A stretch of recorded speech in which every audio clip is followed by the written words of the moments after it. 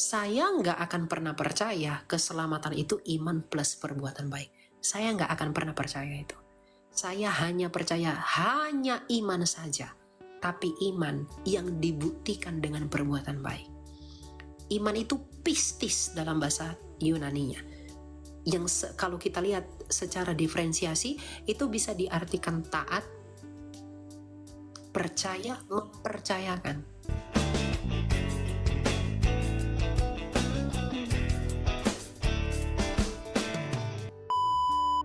Saya nggak akan pernah percaya keselamatan itu iman plus perbuatan baik. Saya nggak akan pernah percaya itu. Saya hanya percaya hanya iman saja, tapi iman yang dibuktikan dengan perbuatan baik. Iman itu pistis dalam bahasa Yunaninya. Yang kalau kita lihat secara diferensiasi, itu bisa diartikan taat, percaya, mempercayakan.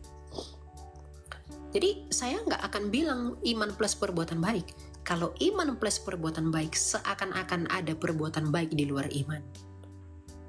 Nggak ada perbuatan baik di luar iman. Makanya Yesaya saja mengatakan bahwa perbuatan baik kami seperti kain kotor di hadapan Allah.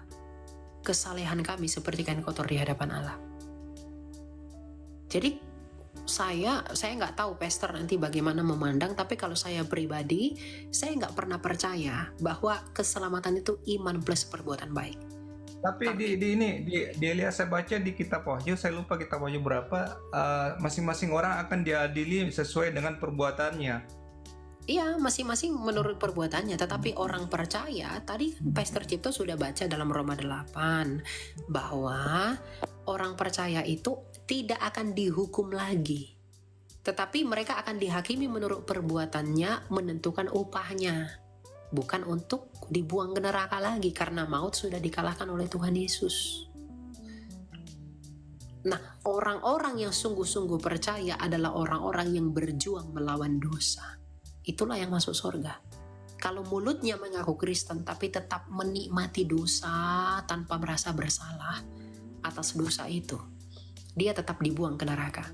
Karena jikalau dia percaya kepada Yesus dan dia beriman, maka iman itu akan membuat dia melawan dosa-dosanya. Tapi karena dia tidak melawan dosa-dosanya, artinya dia tidak beriman, walaupun mulutnya mengaku percaya.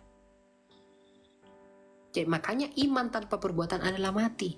Yang artinya iman tanpa bukti dari keadaan iman, yaitu perbuatan baik, itu mati, gak berguna. Nah, saya mau ambil satu ini ya, satu contoh lah di tokoh-tokoh perjanjian lama atau Salomo, Raja Salomo. Salomo beriman ya, dia selalu berdoa meminta hikmat ketika dia menjadi raja kan. Nah, dia diberikan hikmat yang luar biasa, tapi sepanjang kehidupannya dia banyak melakukan kesalahan dan bahkan menyembah berhala. Nah, pertanyaannya apakah Salomo ini bisa diselamatkan dengan iman saja gitu, dengan Salomo bertobat nggak pada akhirnya? Dia mengakui kesalahannya nggak pada akhirnya dengan menuliskan amsal-amsalnya? Di Amsal saya tidak mendapatkan pertobatan Salomo. Kalau Daud saya mendapatkan pertobatan Daud. Amsal dan Kidung Agung itu kan sebagai tanda pertobatan Salomo, bahwa dia mau mengatakan semuanya sia-sia. Artinya Salomo bertobat nggak? Sebelum meninggal dia bertobat ya, karena setahu saya dia menyembah. Makanya jangan terlalu skriptura, pahami konteksnya. Jangan solo skriptura, sola itu beda, sola dengan solo itu beda. Jangan pakai solo, apa yang kau baca itu yang nggak ada ditulis begini, jangan, itu jadi aneh nanti. Di Alkitab nggak ada tulis pakai dasi, lalu nggak boleh pakai dasi. Di Alkitab bilang nggak ada Salomo secara harus begini, kata enggak.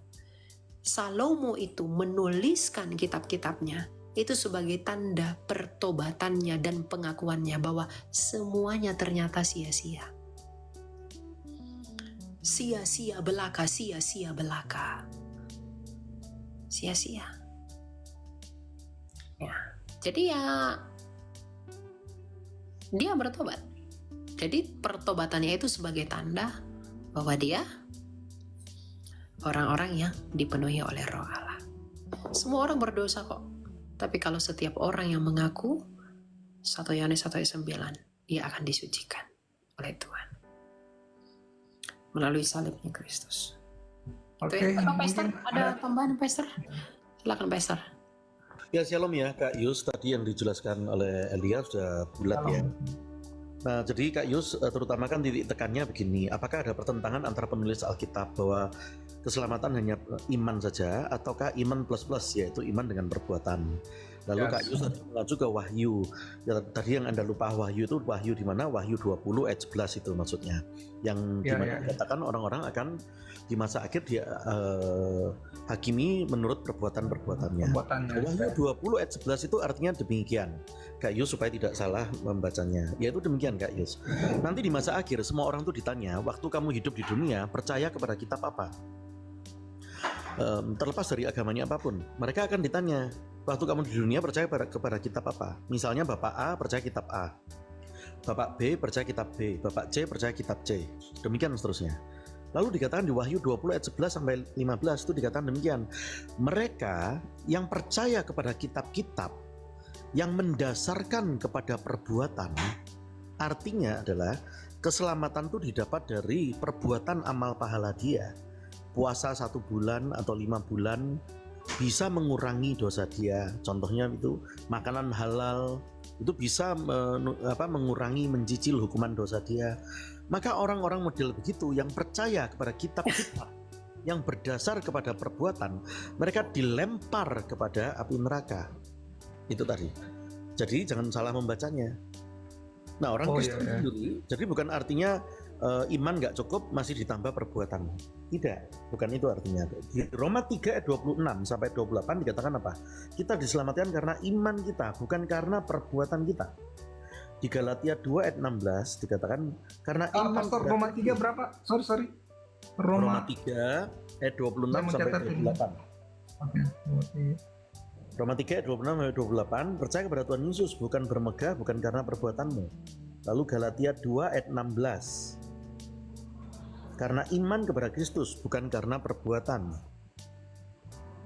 Lalu 2 Timotius 1 ayat 9, bukan karena perbuatanmu. Gitu tadi. Lalu Efesus 2 ayat 8, bukan hasil usahamu, artinya bukan karena hasil perbuatanmu. Yesaya 64 ayat 6, bahwa perbuatan baik atau kesalehan itu adalah kain kotor. Jadi bukan itu yang menyelamatkan. Amsal 20 ayat 9 sampai 10 mengatakan bahwa timbangan itu adalah kekejaman bagi Tuhan, kekejian bagi Tuhan. 2 macam timbangan itu. Timbangan kebaikan, timbangan keburukan nanti menyelamatkan dari dosa, itu kekejian bagi Tuhan. Di Wahyu 20 ayat 12 tadi mengatakan mereka yang berdasar kepada kitab-kitab perbuatan, mereka dilempar ke api neraka. 1 Yohanes 4 ayat 19 mengatakan apa? Karena Allah dulu mengasihi kita, bukan karena kita dulu yang berbuat baik. Roma 10 ayat 9 catat bahwa kita mengaku dengan mulut dan sepenuh hati kita, bukan karena perbuatan baik. Lalu kalau Kak Yus merasa bingung, di bagian firman lain ada kayak iman tanpa perbuatan adalah sia-sia.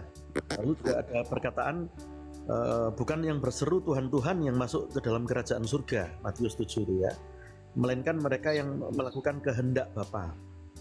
Melakukan berarti kan perbuatan. Apakah bertentangan dengan yang dalil tadi yang sudah Anda catat banyak itu tadi? Jawabannya tidak pernah bertentangan. Karena arti perbuatan, iman tanpa perbuatan adalah sia-sia. Bukan artinya berbuat itu mari ditambah puasa 1 bulan untuk menyucikan diri sendiri. Bukan itu. Iya. Iman tanpa perbuatan adalah sia-sia. Matius 7 mengatakan yang berseru Tuhan Tuhan tidak selamat kalau tidak melakukan kehendak Bapa. Berarti melakukan kehendak Bapa itu kuncinya, perbuatan itu kuncinya adalah di Yohanes 6 ayat 40. Karena itu Kak Yus baca di Yohanes 6 ayat 40. Melakukan kehendak Bapa. Itu kuncinya. Perbuatan melakukan kehendak Bapa. Apa kehendak Bapa? Nah, kita buka di Yohanes 6 ayat 40, saya bukakan dalam kalimat lengkapnya. Kehendak Bapa Yohanes. adalah ini, Yohanes 6 ayat 40. Jadi perbuatan ini yang harus dilakukan, yaitu apa? Yaitu inilah kehendak Bapa, yaitu supaya semua yang telah diberikannya kepadaku tidak terhilang. Inilah kehendak Bapakku, supaya setiap orang yang percaya kepada aku, kepada anak bertuhan Yesus, beroleh hidup yang kekal. Itu tadi. Jadi waktu dikatakan iman tanpa perbuatan adalah sia-sia. Kalau kita mengatakan punya iman, tapi perbuatan kita tidak mencerminkan bahwa kita punya iman. Betul. Perbuatan kehendak Bapa, perbuatan sesuai kehendak Bapa, itu artinya Yohanes 6 ayat 40. Melihat Tuhan Yesus, mengerti Tuhan Yesus, dan percaya. Itu perbuatannya. Bukan berarti perbuatan baik tidak boleh, harus dilakukan sebagai bukti cinta. Tapi dia tidak menjadi syarat untuk masuk gerbang keselamatan. Jadi perbuatan yang di situ tidak pernah ada bertentangan dengan dalil-dalil yang tadi sudah dicatat bahwa iman bukan karena perbuatan. Kekristenan itu sungguh luar biasa, Alkitab itu sungguh sangat luar biasa. Tidak pernah ada setitik pun kalau kita mengerti belajar teks atau kodeks, belajar manuskrip, tidak ada satu pun bertentangan di antaranya. Gitu. Demikian, Kak Yus. Ya, gitu ya. Iya, makasih banyak.